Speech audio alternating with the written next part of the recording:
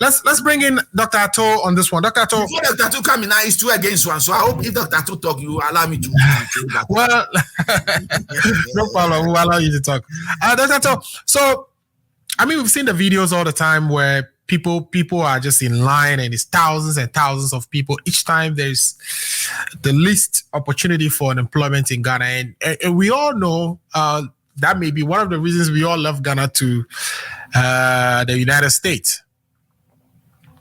Oh, my video is bothering me, so I'm gonna just continue. So, Dr. Atto, what is your assessment of this issue? Do you think the way we responded to COVID, and of course I know it's pandemic, and therefore we had to do something about it quickly.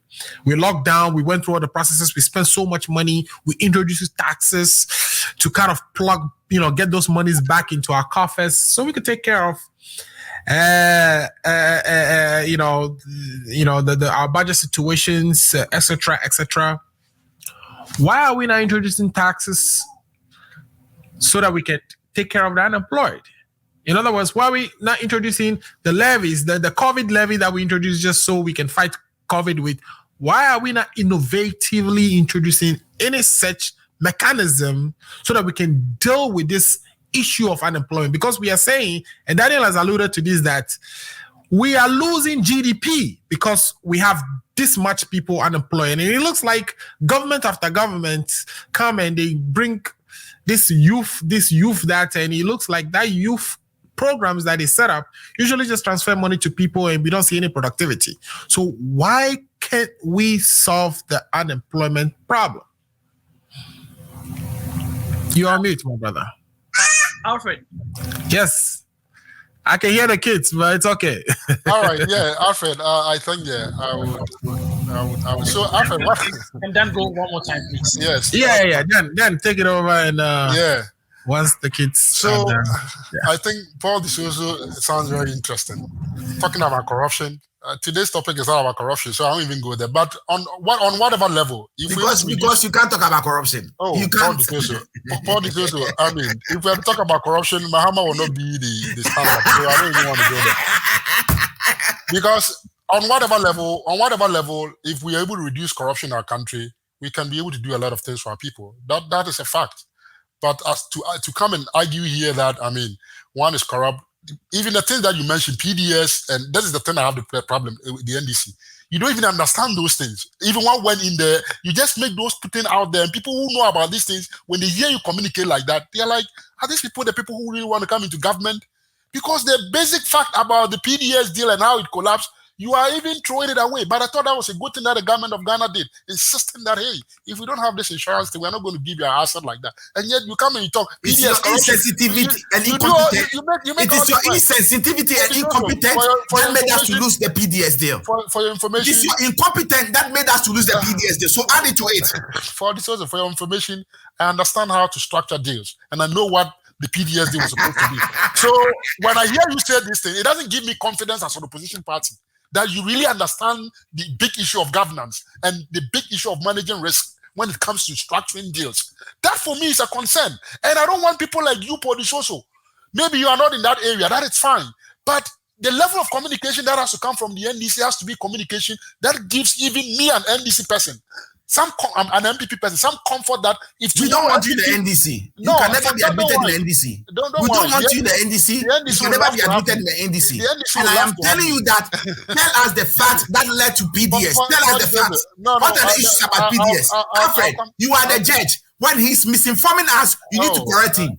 PDS was as a result of the incompetence of this administration not managing the package well. That is what led to the Americans withdrawing from the deal. But that corruption led to almost $2 million missing. $2 million cannot be accounted for, which is in the hands of some people in the MPP, including Daniel. No, well, you see, Paul D'Souza. We mentioned PDS because, of course, we've all heard the tapes that's fine. But I'm with you. The reason divided between some family members. You should admit that. We should admit that. Admit that the PDS was a deal made for the family of the president and his associates. Let him finish. That is incorrect. He said that is incorrect. Alfred, please play the tape for him to listen. Come on. Alfred, please. When you hear somebody make an allegation on radio, you think that is foolproof, right? That is what you think. You think that stands as the truth. Let me go on. Yeah. So what I'm saying is that PDS was a good deal that was structured, and the way it was structured, if that insurance, if the people who wanted to get into it had that insurance thing come through, it would have been, a good deal the way they were looking at it. But obviously, you cannot create an asset like ECG and give it without having that insurance bond. So that was the right thing the president did. If you don't have that insurance bond to guarantee with the Ghanaian people that we are giving you this strategic asset, and that if something goes wrong, you have some, insurance somewhere that can give us some comfort. There's no way we should give that to you. And for me, that was a sound decision from who gave it to them at the first time? What was the precondition? What you forget is that it precedes the MPP. The MPP came to take over the process. That is what you forget to tell the people. Please, can you set the record straight? The MDC were the one that were set the record straight here. The MDC were the one that were engaged in PDS before MPP came to take it over. Come on! Are you disputing this? The whole Millennium Challenge account was the MDC that started it. Are you disputing this fact too? Yeah, but we're not calling it PDS. When you say the NDC started PDS, then that is no. The Millennium, that was the distribution. The issue of the energy, the distribution and getting that was an NDC thing. We are talking about PDS, the deal that was strike. My comment, PDS is not in isolation. PDS on something. So why do you isolate the issue? PDS not in isolation. You are being too nice to Daniel this afternoon. You need to tell him in his face that he's misinforming us. Daniel is. But Mr. Amos, be frank and blunt. He is misinforming us. No, I'm not misinforming you. You are misinforming us. It's not correct when you say that PDS was started by, but I guess what you're trying to say, which I understand, is like the whole distribution, restructuring the distribution system in Ghana. Distribution. That was something the NDC, the NDC. Of course, that started from the NDC era. When the NDC started over. Yeah. When the NDC handed over and gave it to these super incompetent people, they went around and did this reselection again, went through the whole process again on their own terms and conditions. Right. So don't worry, that's fine. So you agree. So you see, that's what you should admit this. I have no problem admitting this. That's not a problem. Okay, I want you to admit that you tried to lie to us. It's not a lie. It's not a lie. Ato is here. I hope the wifey is back and so you're able to step out. Yes. Okay, great. Okay, so these guys stole your thunder and they are saying all kinds of things on your state. Dr. Ato, please set the record straight on PDS. Dr. Ato, please, I know you are at times very, very balanced. Set the record straight on PDS. My brother Dan is telling that there was nothing like corruption in PDS. Please set the record straight to him on this PDS deal, please. I beg you. Okay, before I start, I want to first apologize for one being late and one the interruptions with myself. Oh, it's okay. You're dealing with family, so that's fine. Yeah. Sorry about that. I mean, I was going to ask you for a question about Japan, if you truly understand what Japan meant. But now you're trying to question at me. Do you really understand what it He doesn't know, just like PDS. He doesn't know what this is. Yes, exactly. So that's my answer to his question. He doesn't know. The Japan deal. What do you mean he doesn't know about Japan? Nanado, Ken Oforiatta and the family members are trying to amass Ghana's gold reserve. How? To their interest. A Japan deal is a wrong deal for Ghana. It's not something that we should go into. Can you explain to me why it's a wrong deal? It's a wrong deal because of the shares that were going to be involved, how we are going to give out that gold concession for how many years? For 5 years, for $500 million, and you think it's a good deal for Ghana? No. Explain. Can you explain to me? I don't understand. No. I am telling you. I can do that. You want me to do it? I am telling you that it's no. Alfred, don't do it. Alfred, don't do it. Bail him out. No, Alfred, don't do it. Mm-hmm. The issue over here is that we are talking about unemployment, and I brought about corruption, and I stated PDS. And Daniel is trying to tell me use this. I stated PDS, a Mary deal, a Japan deal, and we have argued on a Mary deal.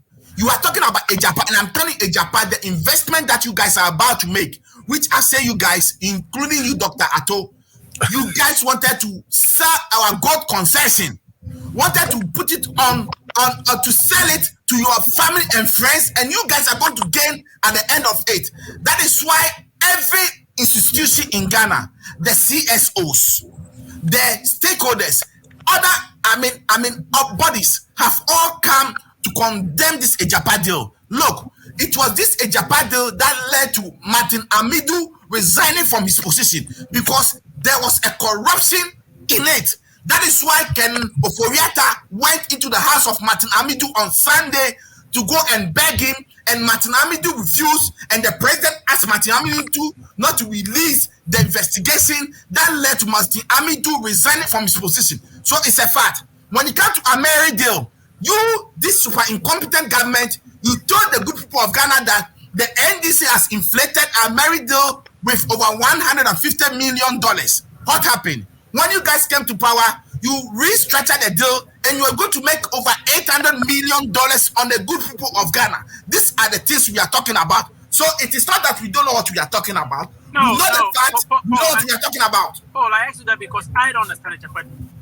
So if you ask me a question, I don't understand PDS. So I am limited. And I'm frank to be able to tell you. Yeah, I've just told you what it is. I mean, it's not correct. It's not really. It's not correct. Don't take Paul serious. He doesn't know what he's talking about. Alfred, you see, I told you, Dr. Atto. I told you, Dr. Atto. Alfred, can you go, please? Well, for me, my understanding of the Japan deal is that I have to leave, but Dr. Atto has come and I'm enjoying this program. Sure. It's going to make me to stay here because I need to take off some family issues. But Dr. Atto is coming to play mischief today. We'll do another 15 minutes. We can do another 15 today, minutes and then bring it to a wrap. Today, if I has run away and has sent Dr. Atto and Daniel to come and fight for him. Unfortunately, they lost the fight today again. So please report back to your boss. No, Paul, we are not fighting. We are bringing up ideas. We're just not a fight. We are discussing the issue. So just calm down. Okay, so I wouldn't want to take away from your submission. So just go ahead and contribute. Yeah. Yesterday I was thinking about how we have so many resources in Ghana, but we are unable to one, make use of resources or create jobs. Just think about it. We have gold, we have oil, we have bauxite, we have cocoa, but then we still have like anytime you see the situation on TV, how although they know they want X amount of people, they sell Y amount of application forms for people to come. Right. I mean, it's sad, and it's not just with the MPP government. It's like from time immemorial, like you see people, I mean, struggling to get jobs. Although they have certificates to be able to be employed, and even right now the situation will get worse because we have with the free SHS, we have more people coming out of for SHS. So, Alfred, it's a really difficult situation that we have in Ghana. But I don't agree that we have to come up with stakeholder situations. I mean, as a government, we should be able to. I mean, we are being voted for to come up with some of these ideas. So I don't think that the government should just come up with stakeholder. No, the government should have people. I mean, in Ghana, we have people who are able to think through and come up with ideas. And I am disappointed that as of right now, I'll give you some of those. I'll give you some of the things that are needed to bring us to a certain point. But when you finish, I'll just give you some comparison. That way you understand the system. That's why people make mistakes. You see, if we don't solve the issue from the system issue, hey, tomorrow you can change many government. They will come and there will be nothing to build on. Yeah, but then I can agree with you. But that's why the NPP government was voted in power. It's not about telling us what is the solution. The solution is just fix it. Right. Fix it. I'll explain to you how that fixes. I mean, when we had the energy sector debt issues, we introduced ESLA to fix that for a couple of years. COVID came, we introduced a COVID levy. Yes. But this issue has been with us for a very long time. And it's like nobody's making that considered effort, like deliberate effort I mean, deal with it comprehensively. There's an effort with this. I see that the government is employing some people, but I'm actually disappointed in regards to the commercial sugar factory. This government cannot tell me that after 5 years, I mean, you can't grow sugar cane. That excuse is very flimsy. I mean, I'm disappointed at the minister for what's his name, Alan Chairman, in this regard. You cannot tell me that you would create you build a new factory. Meanwhile, we have the Commander Sugar factory laying fallow for 5 years. You cannot tell me that Mahama did not think about it. What are you doing about it? So that means that you can just have a factory just like that. So these are some of the things that we should be thinking about. As a healthcare professional, I know that the government is at least trying. I mean, we educate so many people. Right now, I know I have friends in Barbados because there are no jobs in Ghana. I have friends in Barbados working as nurses. Mm-hmm. Yes. And you know, yes, the government of Ghana sent friends to Barbados to work. So you think that even in the natural resources sector, you think that out of that we can create so many jobs.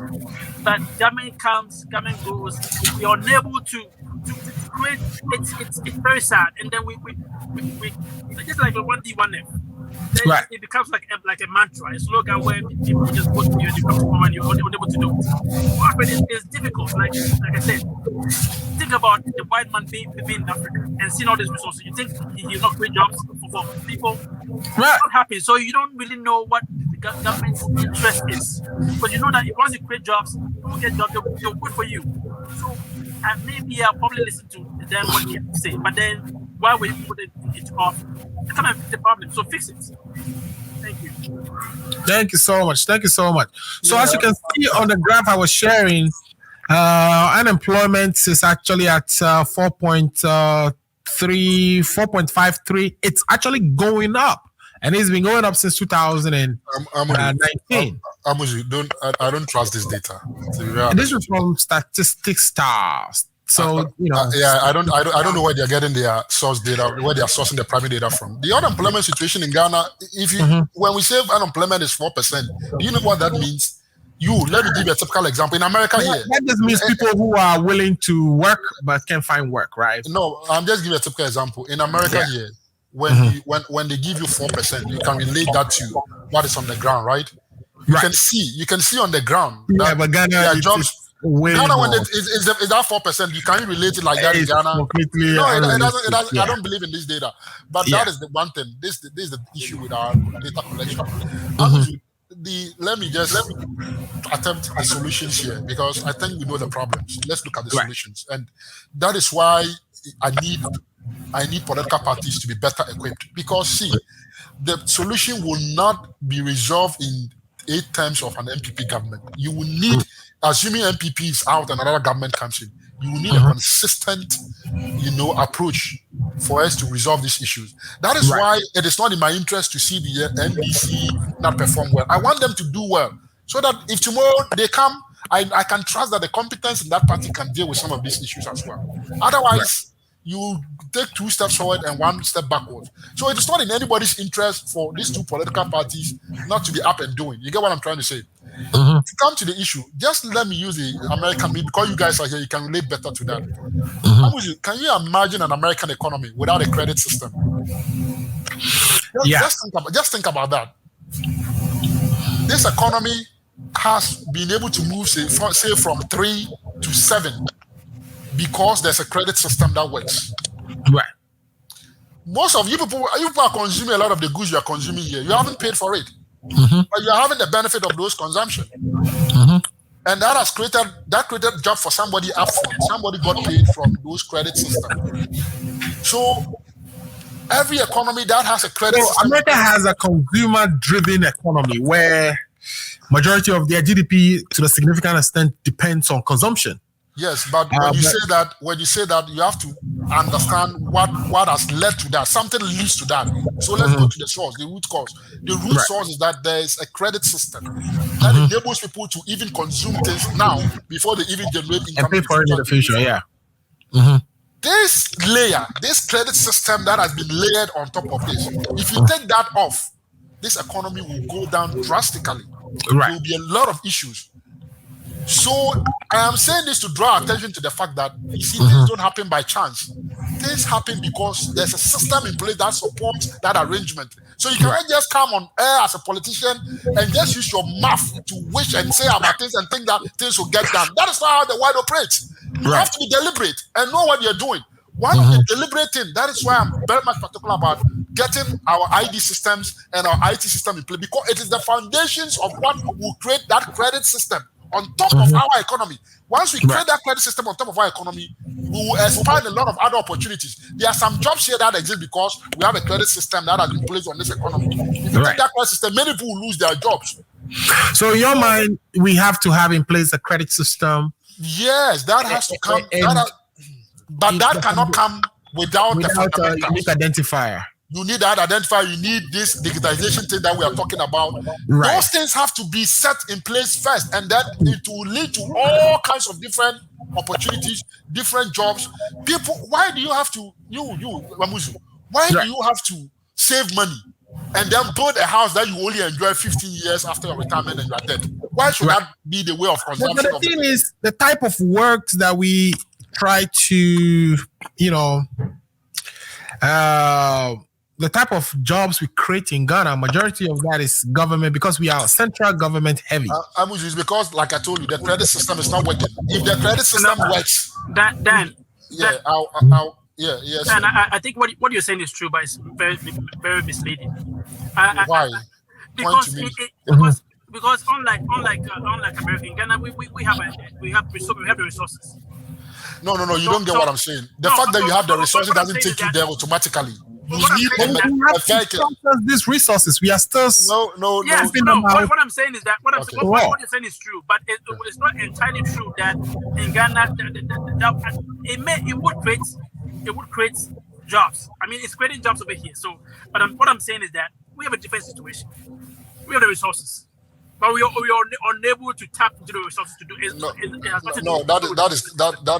is not the issue. That is what, the fact that you have the resources doesn't automatically take you there. You need a vehicle that will take you there.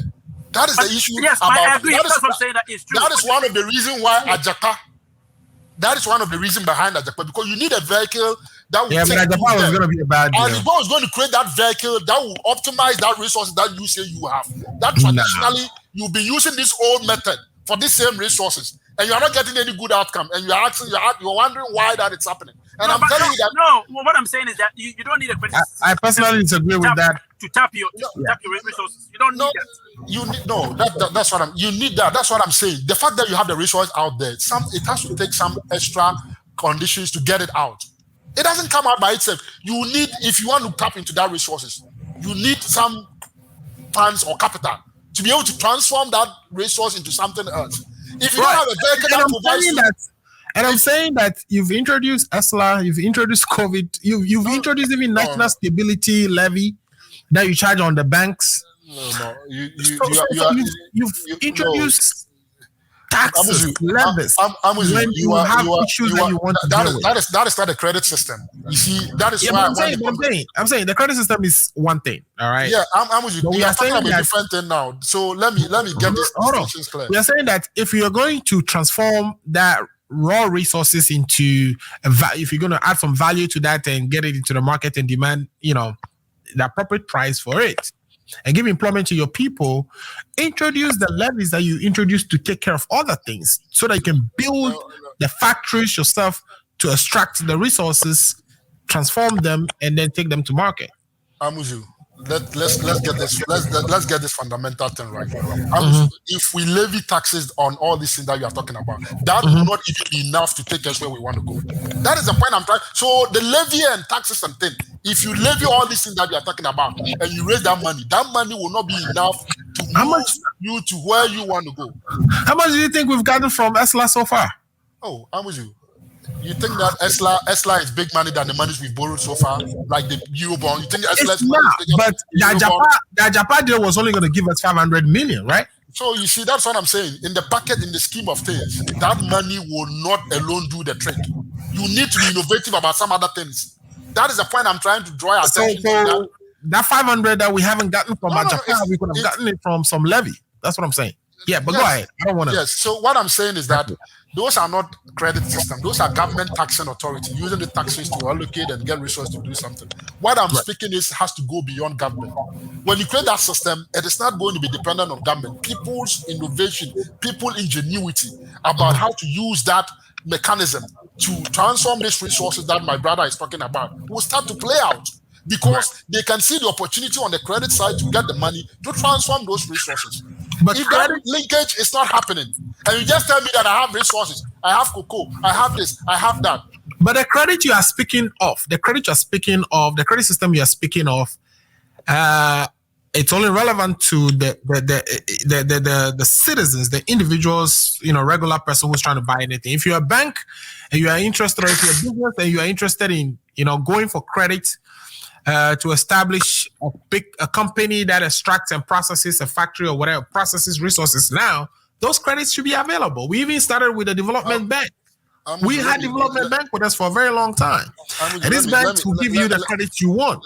Though you may not like the rates, but you can, as a business, get credit to do whatever it is you want to do. But it's the individuals that are unable to get credit to consume. But what we are saying is not that if we transform our goods, that the citizens of Ghana will buy those goods. This is to target the international market, who perhaps have been patronizing goods from us for a very long time. I'm with you. Like I'm saying that we are not, the issue that we are talking about. It's not it's not one dimensional issue. Mm-hmm. That is what you need to understand. So sometimes you might bring up an issue that is solving one aspect of a problem, but it is there are so many dimensions to the issues that we are looking at. So just looking at one dimension and thinking that solves the other dimension doesn't cut for it. And that is an issue sometimes I try to bring to the attention of all of us, that yes, you might be raising a particular issue, but understand what dimension of the problem is that solution helping us solve. If you can trace the solution or the problem that dimension we are trying to solve, then you can understand that, okay, there's another dimension somewhere that needs to be catered for, and you might need another different strategy or system to deal with that. And these are multifaceted dimensions that we are talking about. So you cannot just be a government and just be focused on one thing. You have to try and build that collective and deal with these dimensions collectively on the aggregate, and then they'll form that system. That is why we call it a system. A system is not just one thing. It is the interaction of interrelated things working together to achieve a certain objective. You know what I'm trying to say? I do. So I'm telling you that the resources that you speak about, this country, let me tell you, and I'm going to give you this information, maybe that will help. There is a mechanism by which people are able to collect monies upfront to build the mortgages that you live in. It is not because government is there building mortgages for people. Even though government is in that sector, there are private individuals that have a credit mechanism that be able to source money from private investors upfront to build the mortgages that you see. That today you're able to go out there and get mortgage credit. Mostly the banks are involved in that space, yeah. Right, and that mechanism, it's privately being led by private. It's because the system allows for it, and that innovation is there. Somebody has taken that business upon themselves, and they have created employment. They are also creating the goods that the people need, and they are providing the service. Describing, especially, and I know I'm picking picking your examples apart, but we do have a mortgage credit system in Ghana. No, we don't. The system is not well developed the way it ought to work. I know that for a fact. It's not going to be 100% from when it started, but we've had and that is why I'm saying that yes, that is why we have this is the discussion we need to be having, because how do you build that system such that tomorrow? I don't necessarily think that, right? Yeah. I don't necessarily think that you definitely need. Of course, credit system will play a role. But that by itself doesn't necessarily solve your unemployment problem. There are countries in America with worse credit systems than we have, but do not have the same unemployment issues we have. I think you are playing the devil's advocate. We are not. There's no country where there's no unemployment. We are talking about the degree, the level of the problem. That is why we are trying to break down. We can't, even if in America they have the system. That but I'm saying you are recommending a solution which is not necessarily. It's not sufficient for. No. It's necessary, but not sufficient for solving our unemployment problem. There are countries where of course, they don't have the credit system and they are at the same stage with their credit system as we do, but they are able to deal with their unemployment problem. And I'm saying if you make it a priority, give me one. Yeah. Give me one country. Well, I don't think so. Zambia is doing very well compared to Zambia. Come on. Oh, let me tell you this. When it comes to, for instance, we're going to talk about revenue collection today, but I think we'll push that topic forward. Zambia is collecting about 19% of their GDP in their taxes, and we can scratch 13%. So we have 12%. Yeah, 12%. Can you imagine? So what is Zambia and Kenya doing that we are not doing in Ghana? And that is where, like, this and it's not credit system, right? This revenue, this is not a credit system. This revenue collection, government way of collecting money, taxes or whatever. That is a different discussion. But when Zambia did this, tell me, how has Zambia's unemployment problem different from Ghana's unemployment? But I'm saying that even if we at Ghana can scratch, we are targeting 17% by 2022. If we can get that 17%, it's a lot more money in our revenue envelope that can do majority some of the things we're describing, or even more. Like you're saying, I have my doubt that even if we collect 25%, if we need to make 25% of our GDP, that alone will be enough to deploy to build the system that I'm talking about. I don't think so. If we collect 25%, even if we collect 25%, that will change a lot of things. It will first of all lessen our. No, I know what. See, because one of the things, the credit thing you are talking about, one of the things that we know for sure is that the government crowd out people who are trying to borrow. The government is the biggest borrower. The banks find it more profitable lending money to the government than lending to private citizens. So the reason the government is borrowing from the banks is because we are not able to collect taxes. If the government is able to collect 25% of GDP, then it will lessen the amount of or the number of times the government goes to the banks and compete with businesses to borrow. Which is free. Yeah. I'm with you. So Dan, what is the problem with the communist factory? Is it about what do you think it is? Why is the government unable to come up with start the factory? So this is the thing. The MPP's policy is not to directly be managing this factory, because we've seen that work in Nkrumah's time. We've all seen the outcome of those government engagement when they were deeply involved in this factory. So the MPP strategy is always to let the private sector be involved and have their skin in the game. This commander factory that we did, I don't know what government percentage or what government share is. It appears to me it's a government project. It doesn't appear there's any private sector engagement or involvement. And now what is wrong with that? I'm coming. There's a lot. That is why political parties have ideologies or philosophy. That is why there's something called Republican, there's something called Democrat. There's a reason for that. Because the approach or the way you handle something can impact what outcomes you get from it. So there's nothing wrong with how people philosophize about the world and how they want to see things done. That it's a standard thing in politics everywhere. The issue here is that the government doesn't want to be overly involved in these things. And the government is trying to look for a strategic partner, somebody who will come in and be responsible for the day-to-day management of this company. This is the same government who's standing around and buying the oil fields so that we can have GMPC and Esploco become operators of their own. So this government is standing around from the entrepreneurial, let a private sector be involved. I'm with you. Don't see apple and mango and tell me that they are off. Oh, come on! You say philosophy.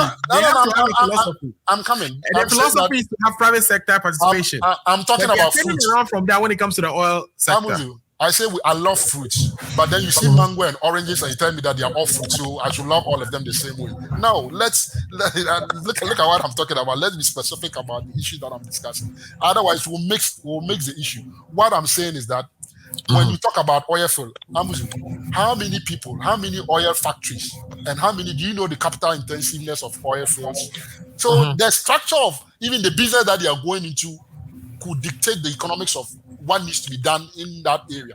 So let's concentrate on the Commander Sugar Factory. If you want us to talk about the oil dynamics and why the government thinks that he needs to be involved there, we can talk about that, and then you can challenge. I thought your philosophy would apply across the board. That's the fact that you have the fact that you have philosophy doesn't mean that you don't subject it to economic, what do you call it, sound principles. That is here's a sound principle where the government already started a factory, built it, all they needed. There's a history here. There's a history. All they needed was the raw materials. There's a history here. Government of Ghana inherited this issue from the previous government. You cannot come and say because it is the NDC. The NDC represented the people of Ghana, right? Whatever they did it in the name of the people of Ghana. That's right. So at this point, the Commander Sugar Factory stands in the name of the people of Ghana, and whichever government comes in will inherit that in the name of the people of Ghana. But then that government comes in and says, well, we need a strategic investor for this thing. The NDC couldn't get that investor. I'm still looking for the investor. Why is it that the thing doesn't make sense to a strategic investor, but it makes sense to government? Question: Do you only need an investor to make it successful? I think so. Why? Because see, government. We know our government. Let's not play ostrich here. Our governments are not good at managing businesses. But meanwhile, you have other projects in Ghana where government is managing. Well, no, government. That is why government is not good at managing businesses, but government wants to manage the oil business. I mean, come on. No. You still don't get it. Government, even in the oil business, you don't understand the capital structure there. In the oil business, government money is, if you compare government investment in there and the private investors that have put money in there, the share of private investment in that sector is bigger than government share. Yeah, but now we are shifting from that because, of course, the companies are trying, like, even though you are shifting, your share is still even not up to 50% of what the private sector are brought into. Well, when we buy the Eka and the Hess or whatever, that's what I'm telling you. It is still up to 50%. We're going to be the majority shareholders, right? No. In the 3 points, we will be the majority shareholders when we are done with it. Let me come to Commander again. I told you that government said it's looking for a strategic partner. Government knows that it has to be involved, but the level of government engagement cannot be 60%. 70%. Why is that? Why is that? Oh, but I told you already have the answer. Look at all the companies in the past that the government had taken a majority share in those companies, and tell me that which of them have been sustained over the period. So you are telling me that your government, even your own government, the most competent government that you described, cannot manage a company? Was the CBP more competent than the MPP?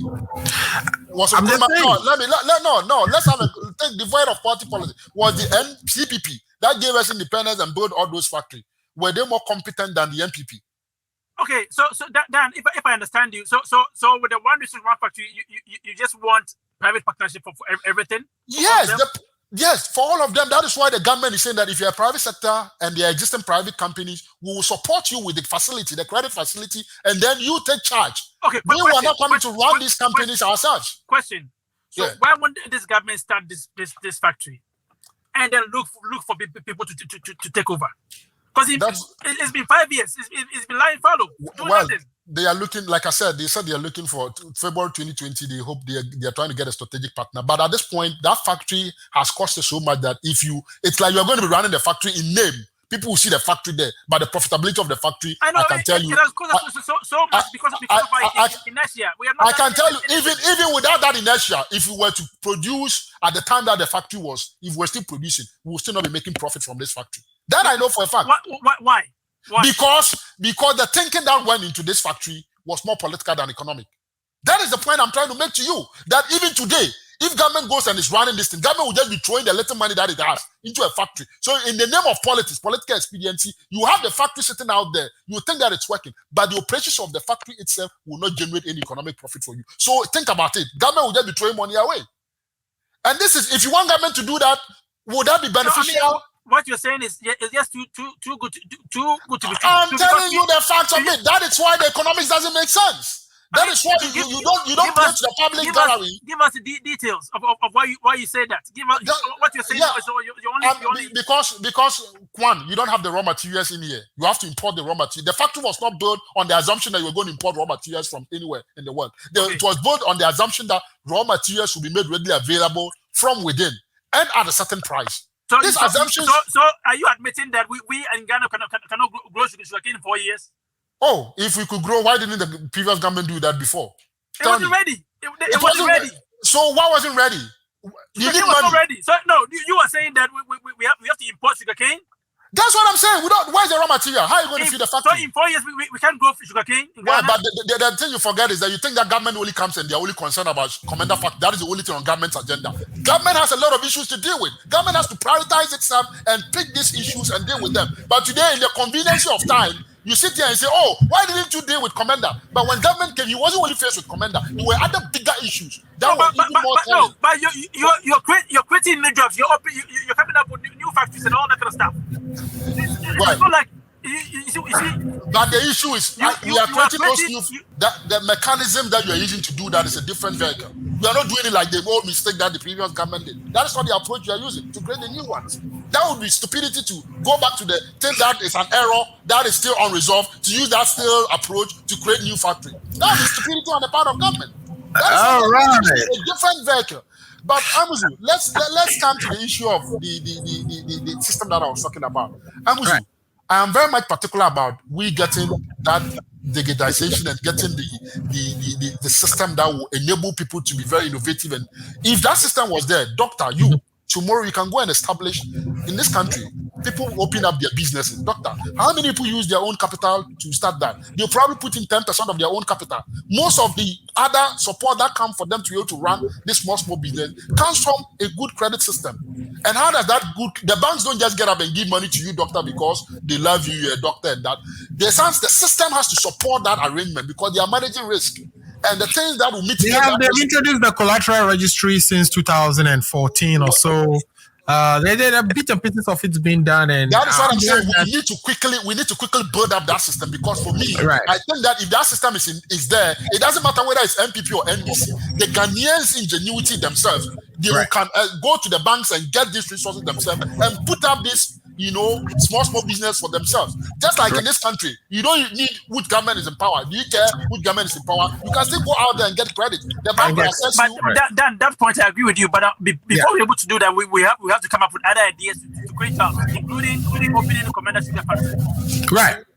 Well, I agree, but I'm looking at the bigger picture. If commander works, but doctor, I don't want you to think that we should just go and have commander working. Meanwhile, we know that as commander is running, it's going to cost us money.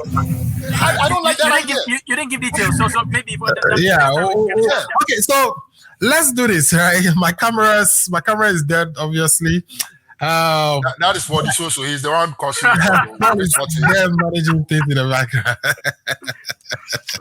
All right. So what we'll do is the two topics that we couldn't discuss today. The tax issue. I want us to, of course, Daniel. I want to bring you back on that, and Dr. Atto, of course. I always enjoy your perspective on this thing. So, would you say we push those for next week and discuss them? And I want us to bring this whole getting a credit system built as part of a way of increasing our revenue collection and et cetera, et cetera. So if you don't mind, let's do last words and then we can come back next week and deal with these issues.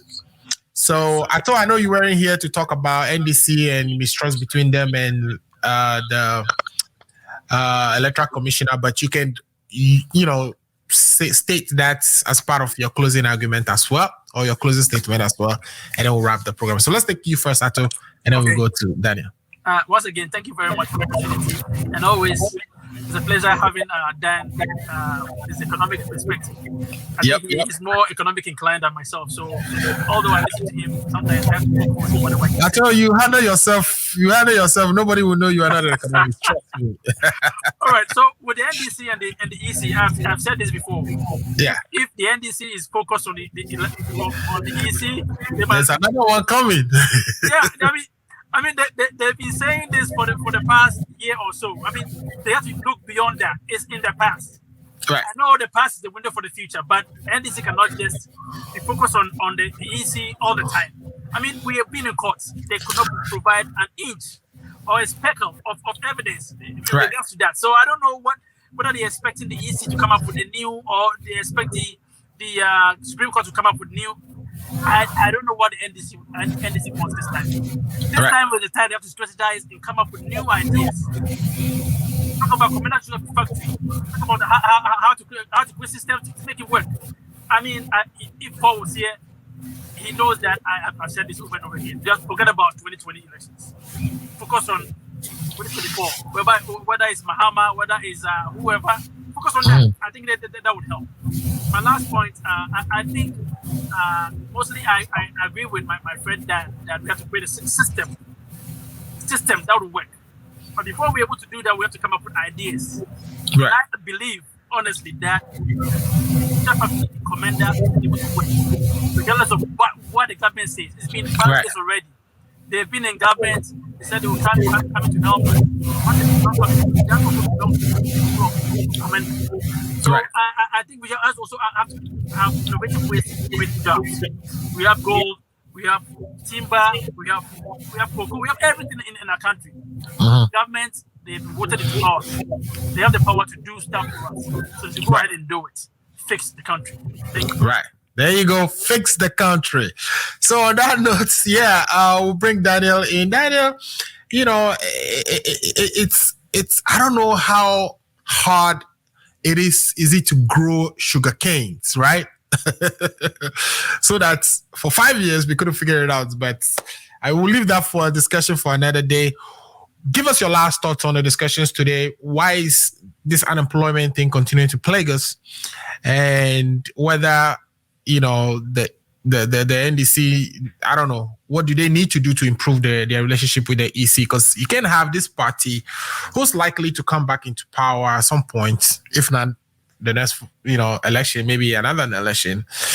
How would they even relate with an electoral commission that they have, problems trusting? Because we need to have some trust in our electoral commission for our democracy to work. Yeah, I'm with you. I don't care. If the NDC won, they should take everybody from the EC and bring Asedun Ketia and John Mahama, and we'll go to the next election. We will still beat them to it. You know why? You see, if you don't understand how this system works, and you just think that some individual sitting somewhere can change the votes of an election at Techiman. What happened in Techiman? Was the EC boss there? Right. Did the EC boss change anything there? Yeah, but they are saying that there are so many systematic that's from what the I'm election saying. commission that kind of made it tough for them. For instance, introduction of original coalition centers, not including a spot on Alfred, in court, they could not even provide any evidence. I'm with you. I've told my MPP folks that I would like that they share a system of collecting our results with the NDC.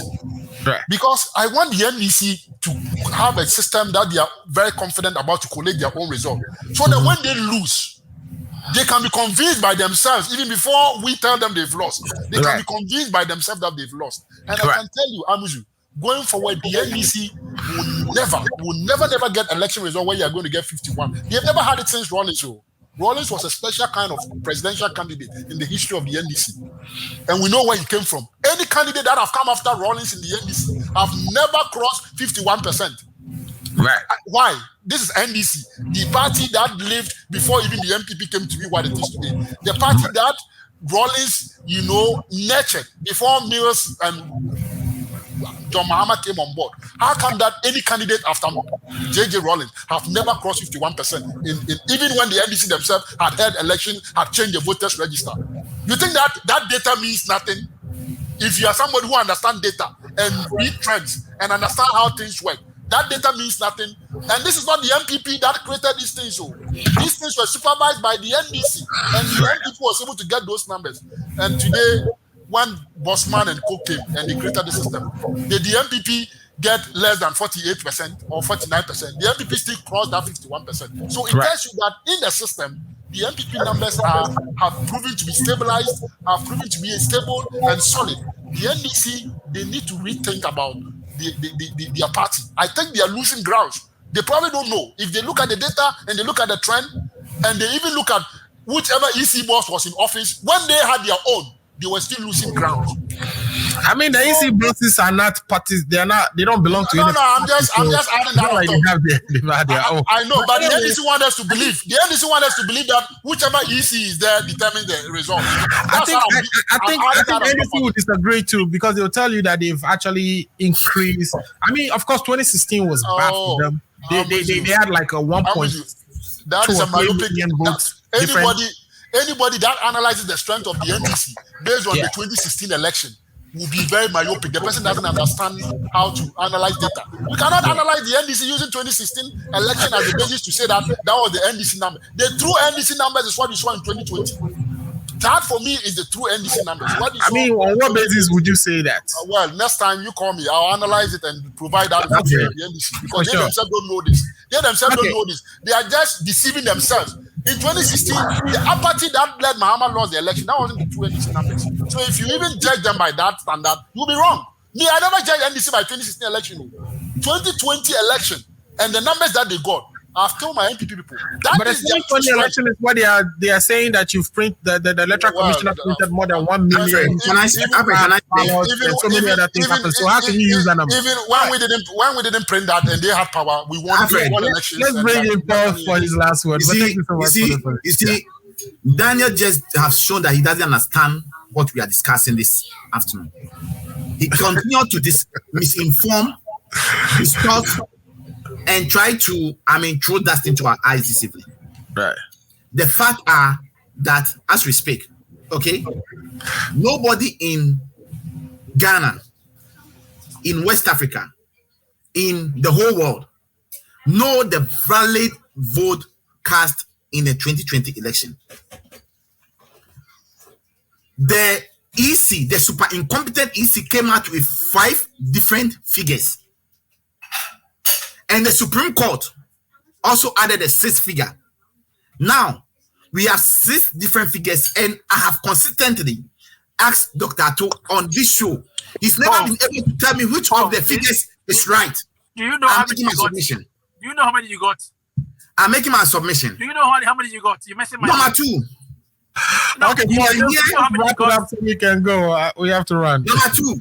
That's number 1. Number 2. All right. We are here, and super incompetent Bossman Asare set his own question, and he tried to answer them, and even when answering them, he got the answers wrong. Number 3, we've come, and this evening, my good friend Daniel has shown that he's insensitive to the plight and to the family who lost their life, the 8 people who lost their life, saying that when you go to election and there is misunderstanding, he has addressed on this show that military people should shoot and kill.